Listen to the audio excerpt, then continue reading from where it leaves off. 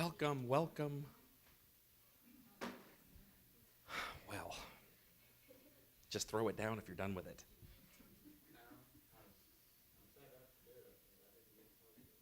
Okay, we'll have a few more trickling in as we get started.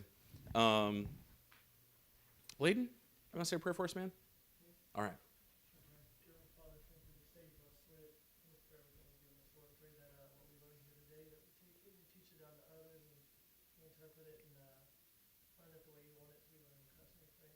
Amen. Thank you. So the Greens are staying home today, and the elders asked me to fill in for Terry. I don't have a whole lot of slides on foreign ancient religions, so I'm going to let Terry keep up with that. But he mentioned something towards the end of his last class about modern-day idolatry, and I thought, well, I can play off of that. And so we'll talk a little bit more this morning about what that looks like. So that picture, I'm going to be referring to that picture a lot as we go through. Anna's already smiling. That is a very handsome young me sitting in that car in my mid-20s. That is our house outside of Indianapolis in Avon.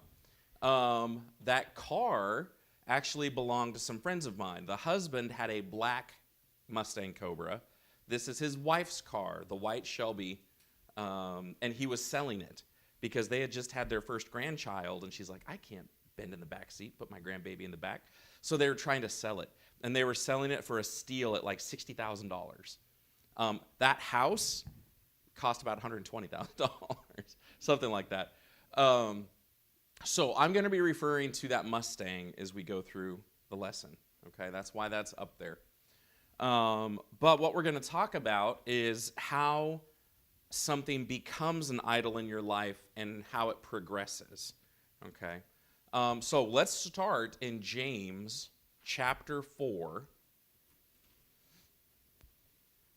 James chapter 4. And when you turn over there, if someone would read verses 1 through 3. Nice and loud for all of us to hear.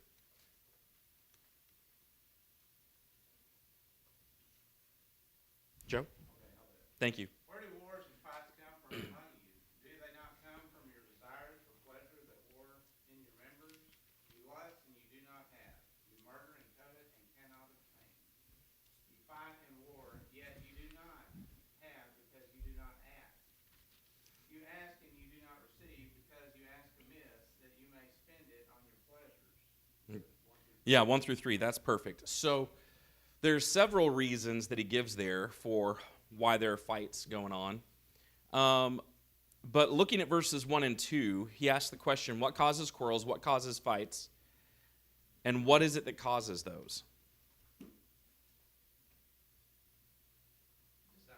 Okay. Specifically, unmet desires. Like you desire, but you do not have, so you murder, right? There's something that I want, and someone or something gets in the way of what I want. So let's talk about this for a second. We're going to start with desires. What are some of the things that we could desire? Like it's an endless list, but we're just going to throw some things up there. Okay. It's the very first one. Good job. Power. Okay. I agree. What else? Control. That's a good one. That should be up there. What else? Okay, covetousness, okay, or a relationship or a person. Very good. I'll throw a few more up there. Oh yeah. Health. Everyone wants to be healthy or healthier, right? Clothes. Everyone wants to wear a certain kind or a certain style or a certain cost. Shoes. This may sound really silly. Guess where that one came from? Who do you think would say, I need more shoes? You know who actually said it? No, it came from a group of men in a prison. Because they are all issued the same tan boot without laces. And you got guys from the streets that are like, man, I want my kicks, I want my Jordans, I want my... And all I get are these tan boots. So I want new shoes. I would have guessed a woman too. Or myself, because I've got a bunch of shoes. Relationships, right? For me, for a point of this lesson, a car. I shared this with the elders yesterday, this lesson. And I was riding with Byron this week, and he's like, yeah, that's true. We stopped at a gas station, and I saw a beautiful 1955 truck that had been restored, cherry red with flame on the side, and I jumped out of the car to go look at it, right? And I talked to the owner for about 10 minutes. We were all stopped. Respect. You can desire respect. Freedom. What's that? Status, yeah. Rest, right? Every teenager says, I want more freedom. Every parent says, I want more rest. Are any of those desires wrong in and of themselves? Now, some could be. Some things that you desire could be wrong in and of themselves. Those are not, okay? There's nothing wrong with desiring money. If you want to pay your bills, you need money. If you want to put food on the table, you need money. Okay? You want health insurance, you need money. It's the love of money that's the root of all evil, right? But go back to James. If I desire one of these things so badly that someone frustrates my desire, like I can't get it, that I murder, then I've elevated it to the point of being an idol. Okay, so let's imagine the conversation, and it's great that Anna's in here. I've done this like dozens of times over the last decade. I'm driving my friend's wife's car. I'm like, this is a great car. Great deal, $60,000. It's more expensive now. And I come home after driving it around the neighborhood, and I'm like, babe, we've got to buy this car. I've never had a car this nice. I think we should get this car. What is Anna going to say? Okay, Tammy already knows. Anna's going to say, Jeremy, we can't afford that car. That's like half of our house. Or it would cost the children's college fund to buy that car. So kids don't need an education. Right? There's book learning. It's an investment in their future. We'll sell it when it's time for them to go to school, which I wouldn't do anyway. But you see what happens. I express my desire. Anna says, I don't think that's a good idea, and I've got a decision to make. Now, if it's not an idol, I'll be like, you know what, that's pretty reasonable. You're right. We need to save that money. I won't buy the car. But if it's becoming an idol in my life, according to James, I'm going to start to quarrel and fight over it. And so it progresses from a desire to something else. Turn over to 1 Samuel chapter 8. 1 Samuel chapter 8. And in the history of Israel, you know, they've come into the land of Canaan. They've conquered the land. Really, it's a bunch of patriarchs, but eventually they get to the point of developing judges. After the death of Joshua, you've got these judges that are governing the people and leading the people. You'll have a judge, and he'll do a good job, and then he'll die, and they won't have one for a while. They'll be really foolish. God will send another judge, and they go through this cycle. The last judge is Samuel. And Samuel's raised some sons, and they're not doing really well, so the people are like, we don't want judges anymore. In 1 Samuel chapter 8, what do they tell Samuel they want? What is their desire? I want a king. And they want a specific kind of king, a king like all the other nations. And God gives them that. Like, he gives them Saul. But in that conversation, you've got the nation of Israel, the elders, you've got Samuel, you've got God. And what does Samuel think about this desire for a king? What does Samuel think about this desire for a king? It's not a good idea. It's a horrible idea. God actually said, this is not a good idea. And what do the people demand? We need a king. We want a king. And so it hurts. It hurts Samuel, but God tells him, they haven't rejected you, they've rejected me, but we're going to give them what they're asking for, right? In the progression of an idol, my desire goes from a desire to a demand. It progresses. And when I start to demand things, what does it sound like? So go back to me in the car with Hannah. Okay.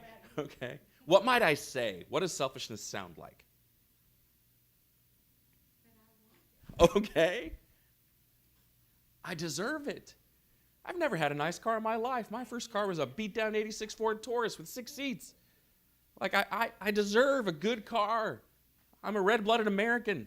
Mustang, muscle car. I should get it. You know, it's a good investment. It's a good investment. Fear of missing out. I'm never going to get a chance to buy something like this ever again. I've earned it. I've earned it. All I want, I just want one. It's not like I'm saying I want 2 Shelby Mustangs. Don't be silly. It's my right. Like, I'm the man, I make the money, blah, blah, blah, blah. And that should, like, frustrate all the ladies right off the bat as soon as I say that. All right?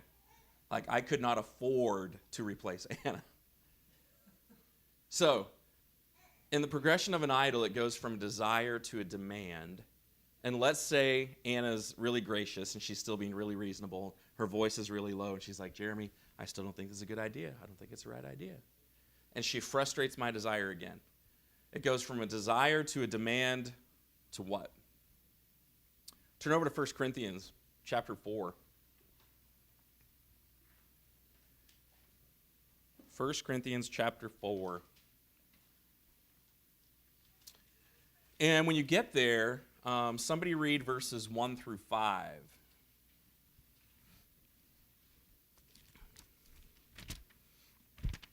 Let a man regard us in this manner, as servants of Christ and stewards of the mysteries of God. In this case, moreover, it is required of stewards that one be found trustworthy. But to me it is a very small thing that I may be examined by you, or by any human court. In fact, I do not even examine myself. For I am conscious of nothing against myself, yet I am not by this acquitted. But the one who examines me is the Lord. Therefore do not go on passing judgment before the time, but wait until the Lord comes, who will both bring to light the things hidden in the darkness, and disclose the motives of men's hearts.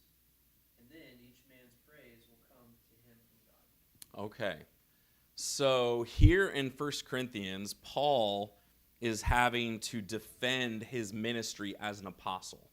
Like the Corinthians were looking at him and trying to pass judgment. Is Paul a good apostle, or is Apollos a better apostle? Like, they're trying to judge. And what does Paul say about that? I'm not going to be judged by you. Okay, I am not going to be judged by you. Why not? You don't have the authority that God has. Yeah, God is the one who gave him the ministry of an apostleship. Jesus gave him that ministry. So at the end of the day, when his life is over, who's going to be the final judge of how well he did?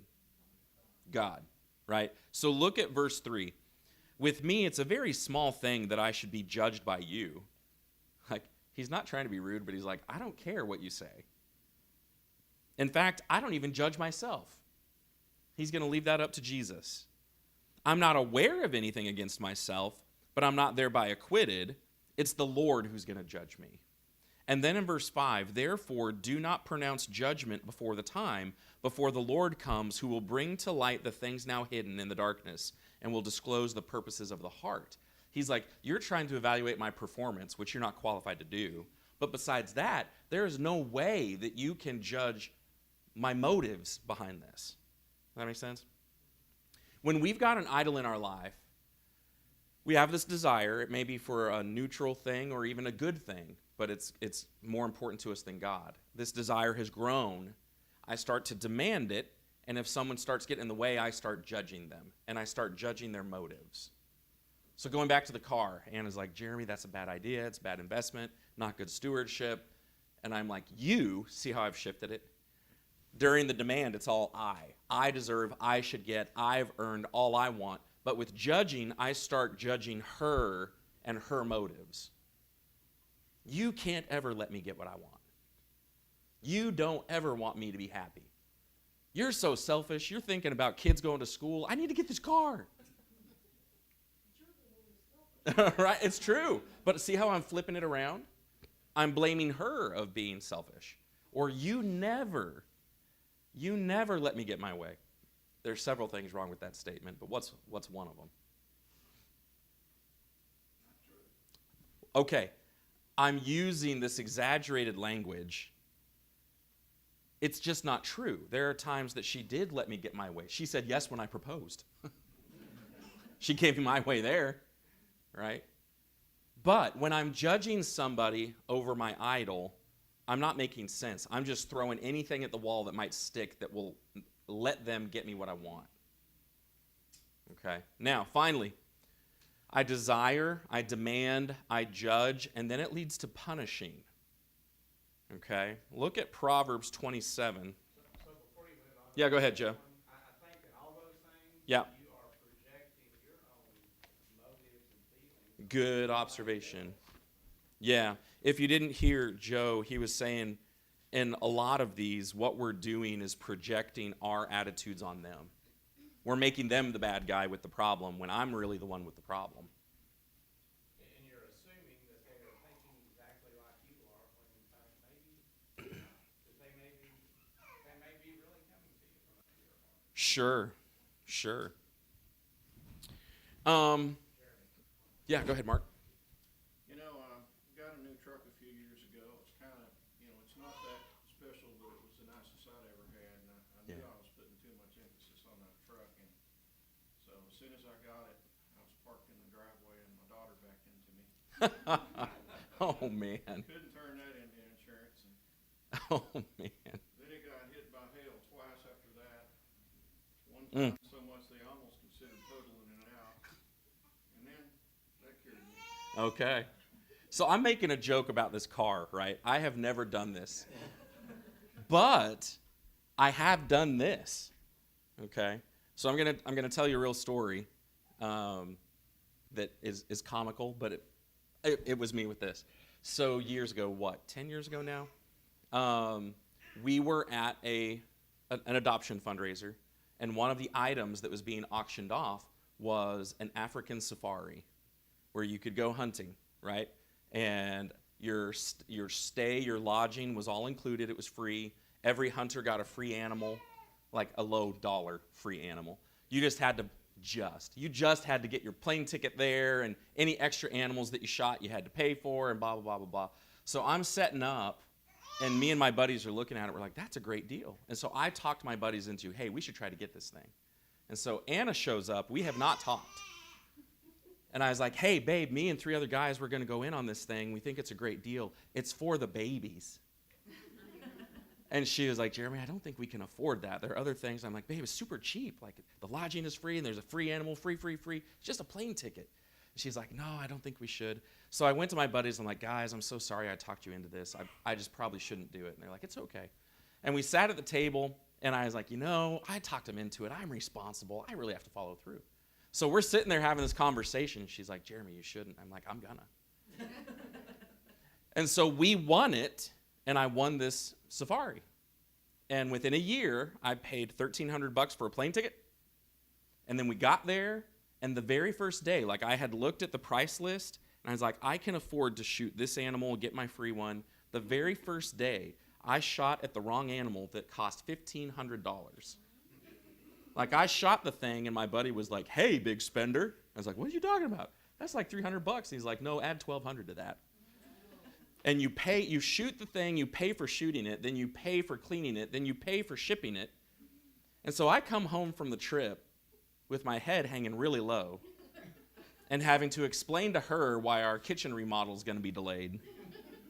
And a year later, the crate comes in, and I get the phone call, and I'm like, Anna, I am so sorry. We will sell all of this stuff and get some of our money back. She's like, oh, no, you're not. She's like, the biggest trophy that you got, we're going to hang it on the wall right across from your chair. And she gave it a name. His name is Wilbur. And she said, any other time we have a conversation and you're not listening to me, I'm going to point at Wilbur. This was going on. Right? It wasn't a car, it was a trip. And this is the point. We do this all day long. We wrestle with idols all the time. Whether it's over where you're going to eat, or what house you're going to build or buy, or where your kids are going to go to school, or what job you're going to have, or what family you're going to spend time with. Like, all those decisions have the potential of becoming an idol that you place above God. Does that make sense? And so hopefully the benefit of the study this morning is this, that the more we fill this out and the more of these things you recognize, you'll spot yourself going down the process sooner and reverse it. right? Or if you get to the end, you're like, wow, where did that come from? You'll be able to work it back and figure out what's going on in your life. Okay, so I'm sorry, let's skip Proverbs 27. Let's go to Genesis 4. Genesis 4.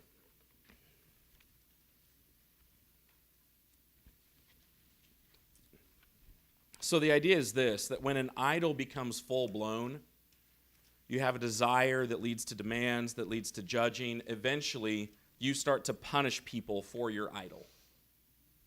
Okay, so Genesis 4, the first part of it, it's Cain and Abel. And for those who aren't familiar with the account of Cain and Abel are brothers. They're the sons of Adam and Eve. They're the first and second born of Adam and Eve. And in Genesis 4, they both go out to make an offering to God. One of the brothers offers of the fruit of the ground. One of the brothers offers one of the firstborn of his flocks. And once they've done that, I'm kind of summarizing to get us through the text. God is happy with one of the brothers. He's not happy with the other brother. Which offering does God accept? Okay, he's happy with Abel's offering, which is the animal, and he's displeased with Cain's offering, which is of the fruit of the ground. So just something to think about. People debate all the time, why wasn't God happy with that? There were grain offerings that were described in Leviticus. Like the Israelites were expected to offer produce at certain points. So I don't think that's what's going on. Later on in the New Testament, I think it's the Hebrew writer says that Cain's offering was not made in faith. Now, what that means is for you to have faith, you have to believe what God has said. So I think what happened is God told them what to do, and Cain didn't listen. He didn't have the faith to do what God said to do. So he did his own thing. One of the possibilities in Genesis 4 is there's a distinction between Cain's. He just brings some fruit of the ground. Abel brings the first of his flocks. So there's a difference in the quality. That's a possibility. But either way, Cain knew what God wanted and didn't do it. Whether it was the type or the quality, Cain didn't listen to God. So when Cain realizes that God did not accept or didn't regard at the end of verse 4 his offering, verse 5 says, but for Cain and his offering he had no regard, so Cain was very angry and his face fell. The Lord said to Cain, why are you angry and why is your face fallen? Now think about this. This is James 4. There's something that he wanted, he didn't get it, and now he's angry. He's starting up a quarrel with God, and then he's going to quarrel with his brother. Verse 7, God says, if you do well, will you not be accepted? And if you do not do well, sin is crouching at the door. Its desire is contrary to you or for you, but you must rule over it. Cain spoke to Abel his brother, and when they were in the field, Cain rose up against his brother Abel and killed him. All right. We're going to make some points and then come back to the text. When we get to the point of punishing, there are a lot of ways we can punish to get what we want. One of the ones mentioned here is his anger. You see anger rile up. You can withdraw from the individual. So let's say there's a husband and a wife, and one of them desires something like a trip to Africa, and they're not getting what they want, so they pull back and they withhold affection, or they withhold time, or they withhold conversation, or they withhold, like it's a form of punishment. They're trying to punish you until you're so miserable you give them what they want, and then they'll give it to you again. Maybe they'll gossip about you to others. I go to my buddies, man, you won't believe Anna. She won't let me go on this trip. Or I start to lie, either to Anna or about Anna. Or I could try to intimidate her with volume. You know, I get really loud. Or I ignore her. Or I pout. I'm like Ahab, King Ahab. I didn't get my vineyard, so I'm going to go cry on my bed like a 3-year-old until someone gets it for me. Or I swear. Look, I've met some Christians, they like never cuss. But then to intimidate people, they'll drop a word in certain conversations. I asked a guy once, I was like, where did that come from? He's like, well, I was trying to make a point. Well, that's not the way to make it. But that's what he did. And the last one on here, I mean, there's more we could add. But you've got Cain murdering Abel. think about this. Like in Genesis 4, he literally murdered his brother. Okay? But if we're not careful, we can kill relationships. Marriages can die over idolatry. Friendships can die. Like, what we're saying is we're willing to sacrifice other people and things to get the thing that has become an idol to us.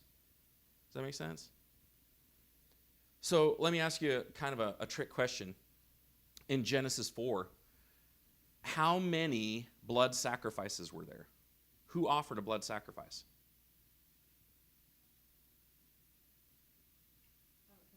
Yeah. Okay, Abel offered one. Cain offered it. Cain offered the blood of his brother. What was it that he offered it to? What was his desire that he was willing to kill his brother over? Okay, when you look at the text, at least 3 different times, what is emphasized is God's regard. Right? Verse 4, the Lord had regard for Abel. Verse 5, he did not have regard for Cain. And then he tells him in verse 7, if you do well, you'll be accepted or regarded. So what Cain made an idol is he wanted God to regard him, but with a twist. Did he know how to get God's regard? So that's not exactly what he wanted. I would suggest he wanted God to regard him on his terms. He knew what God wanted, but he wanted to do it his way. So he wanted to tell God what was good enough. Yeah. Well, and I feel like this happens a lot with children. You tell them something and then they think they know better. Yeah. So they do that thing and then they have to stick to it like really hard to Yeah. prove like my way wasn't that bad. Yeah. When if they would have just done it your way in the first place, it would have been done quicker and easier and more efficiently. Sure. But you have to stick to your guns. Yeah. Or else they're going to know that you know that you're wrong. Yes. Or you tell a child to do something and you come in and you're like, I thought I told you to do it. And they're like, well, I did. You're like, no, you didn't. Like, that's not what I said to do. But in their mind, they thought it was better, right? And so you need to be consistent. So that's important to note. I think that Cain and Abel are one of the clearest examples of this whole thing in like 10 verses. All right, now, if you're struggling identifying your idol, here are a few questions. What am I preoccupied with? Like I've given you a couple of examples of myself. What's the picture at the beginning of the lesson? The car. I was all about the car. Or in real life, the trip. Okay? How would I complete the statement? If only blank, then I would be happy, fulfilled, and secure. If only I got that car, then I'd be happy and fulfilled. Or if only I got the trip, I'd be happy and fulfilled. Guess what? I wasn't. As soon as I shot that stupid thing, I was like, oh, no. How do I explain this to Anna? Flushing money down the toilet. Third one, when a certain desire is not met, do I feel frustration, anxiety, resentment, bitterness, anger, or depression? Yeah, when I don't get the car. From a worldly standpoint, if it's all about the emotions, then the answer is simple. Buy the car. Just get the car because it's going to make you feel so much better. But what you start to put together is you're actually using your feelings to get what you want. Right? So, go ahead. It is, because it's really not everything it's cracked up to be. It's not God. Yeah. And there are some people, like especially people that get addicted to gambling disorders. It is all the thrill of the chase. I mean, they're there at the slot machine cranking and cranking and cranking and cranking, and then they finally get some kind of payout, but it's not enough because they got it, and it's not about getting it. So they just keep cranking and cranking and cranking. So after answering the questions, write your idol on the line below. It's the car or it's the trip. But something that we did not touch on yet is the heart, that first column. What motive of the heart has led you to make this an idol? Write that in the heart on the right. So, 2 passages. In Matthew 15, verses 18 and 19, Jesus said, "What comes out of the mouth proceeds from the heart, and this defiles a person. For out of the heart come evil thoughts, murder, adultery, sexual immorality, theft, false witness, slander. And Matthew 12, 34 and 35. You brood of vipers, how can you speak good when you are evil? For out of the abundance of the heart the mouth speaks. The good person out of his good treasure brings forth good, and the evil person out of his evil treasure brings forth evil. So what's going on is my heart is like gasoline on my desires. Think about the car, and maybe we'll think about the trip. What motive in my heart is making me want that car so badly? And it could be a number of things. Maybe it's my pride. I want to show off. I want to look good. I want to whatever. Maybe it's just selfishness. Sometimes these overlap. Maybe it's fear. I'm afraid that people won't respect me if I don't have a nice car, or they're going to look down on me, or whatever when I pull up in my used clunker with 300,000 miles. Maybe it's jealousy. My buddy has 2 of them. I just want one, Or maybe it's ambition.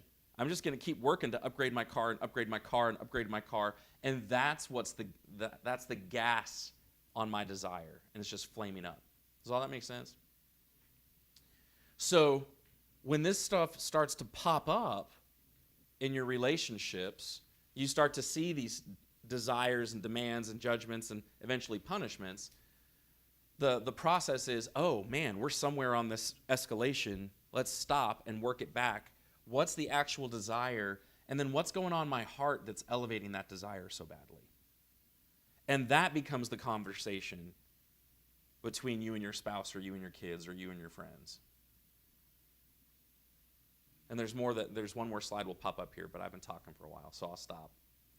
Any questions or observations with that? Yeah, I think sometimes too, when you're looking at your heart, it doesn't always have to be a bad motive, I guess. Yeah. That fuels it. So I'm Sure. looking at those first 4, and I'm like, yeah, okay, I'll just stay away from those. Then you said ambition, and I'm like, yeah, that's so right. But ambition isn't necessarily a bad thing. Yeah. It can be used as fuel for bad things. Fear isn't inherently bad. Harder to recognize. Yeah. Like fear, look, you should be afraid of you're grabbing a fork and sticking it in an outlet. You'd be foolish if you didn't fear that electrical jolt. Okay? But there are times when you can allow your fear to be manipulated and elevated beyond what it ought to be. So, for example, first responders. Think about 9/11. Do you think that those guys have fear when they race into burning buildings and do all kinds of crazy things? Yes. But they keep it in check because they know there's someone on the other side that needs help. So it's not that there isn't fear, but they have their fear in check. Does that make sense? So any of these, there's a degree of them that is appropriate, but it's when they get out of control that they start fueling things more than what they ought to. That's a good point, Blake. Anybody else?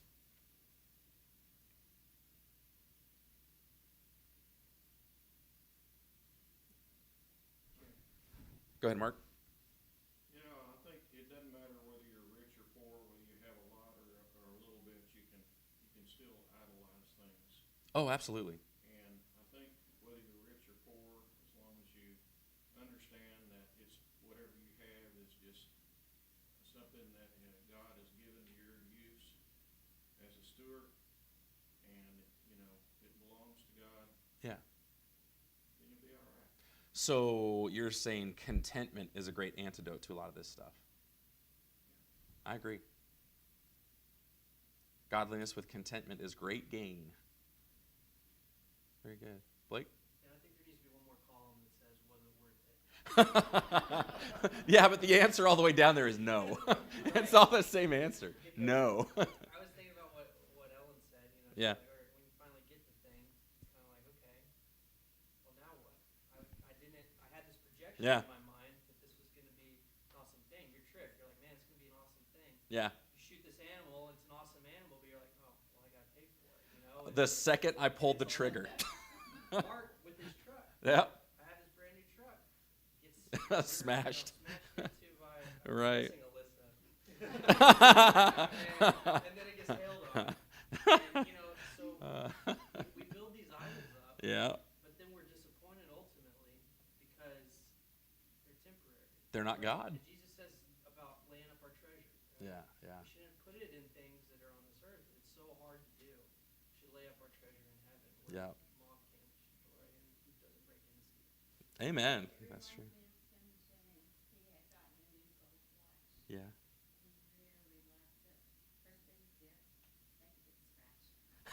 Right? I know people that do that with their brand new cars. They'll find a place and be like, just to get it out of the way.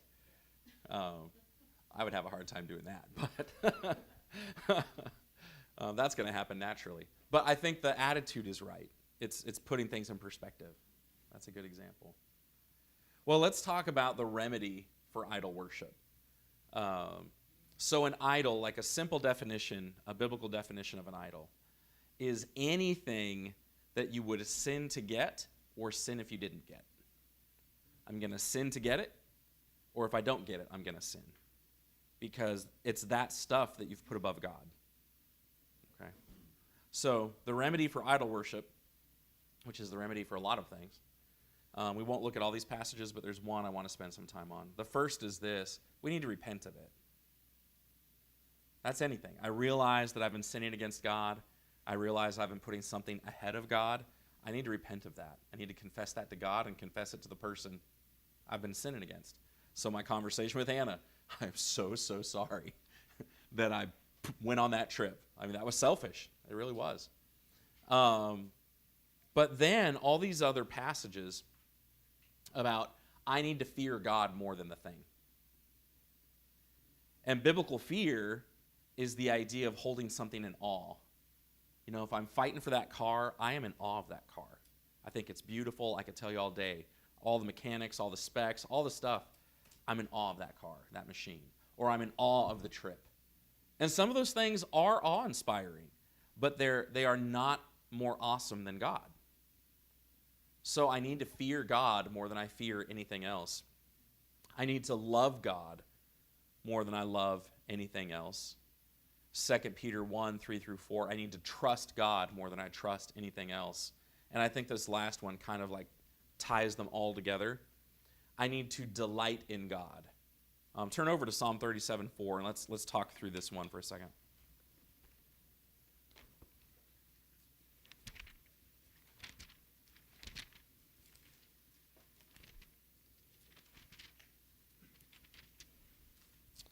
It's a Psalm of David. And verses 3 through 4, trust in the Lord and do good, dwell in the land and befriend faithfulness. Delight yourself in the Lord, and He will give you the desires of your heart. So on the surface, what does it sound like verse 4 is saying? Anything you want, you got it. That list of desires, right? If I just love God enough, He's like a cosmic gumball machine. If I love Him enough, I can crank it, and He's just going to give me what I want. Divine Santa Claus, right? That is not what that verse is saying. Okay? It sounds like it, but it's not.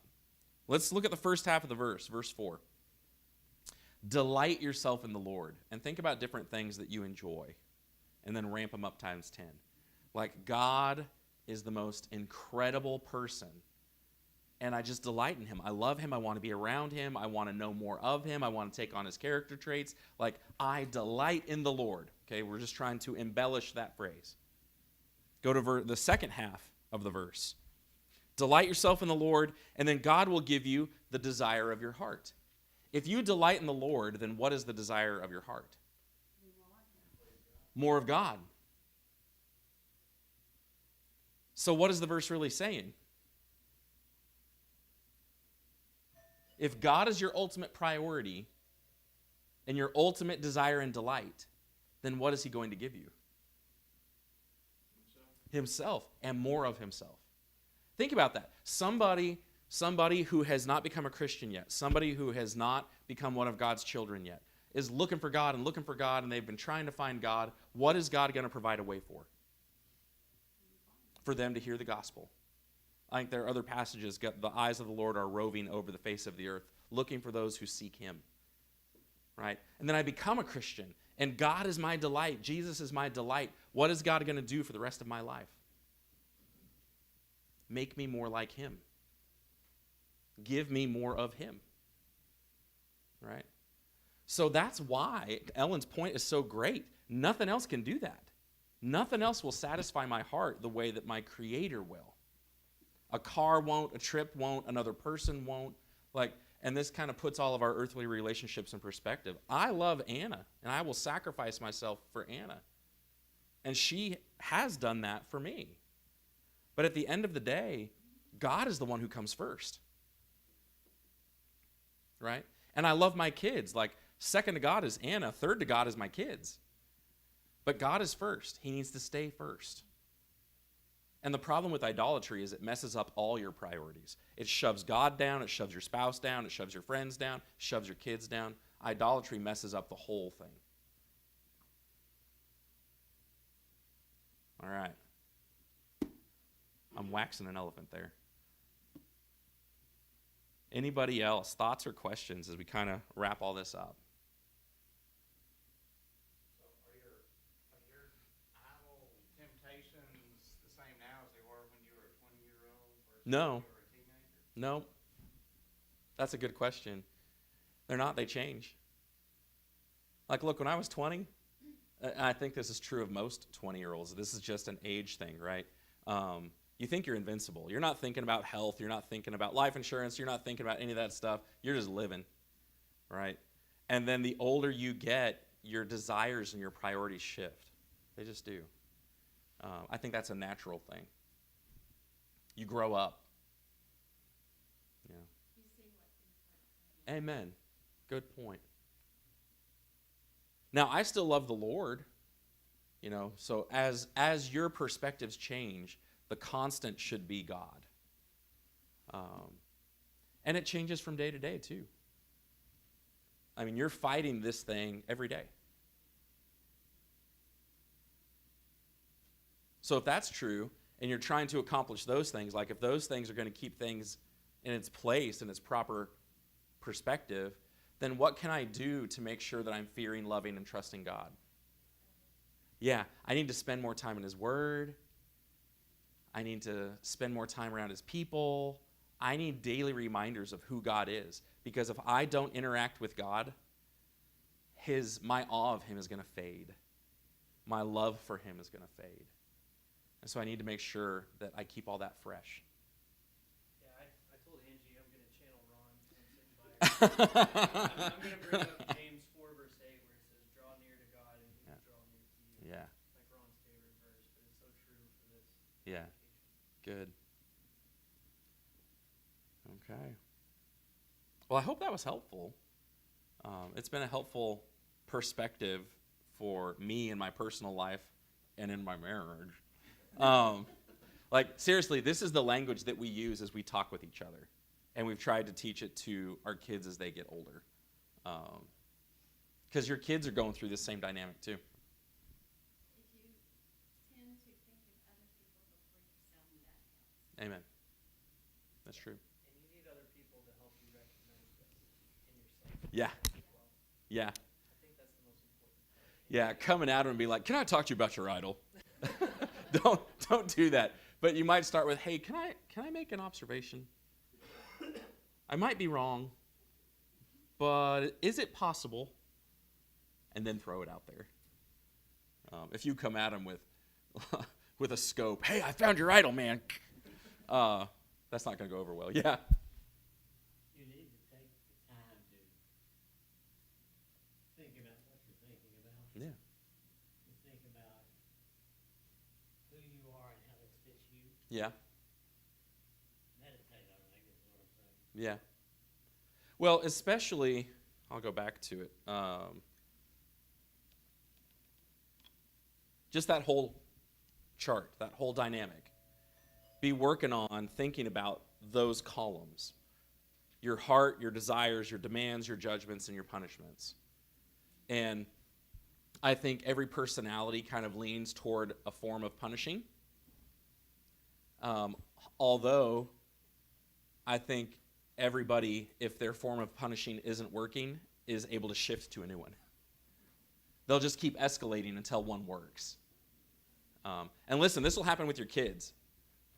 Your kids will try to punish you. Like, if you haven't been really good with disciplining them and then start to get serious about it, they are going to push back hard, trying to stay in control of your home. And it's going to take them a minute to figure out, oh, mom and dad are serious about this, and they're not going to back down, and they really are going to try to be consistent. But for a little while, if you haven't been, it's going to be tough in your home. Yeah, do it right from the beginning. Although all of us get sloppy over time and have to get back on it. But, all right. I think that's it, guys. Thank you so much.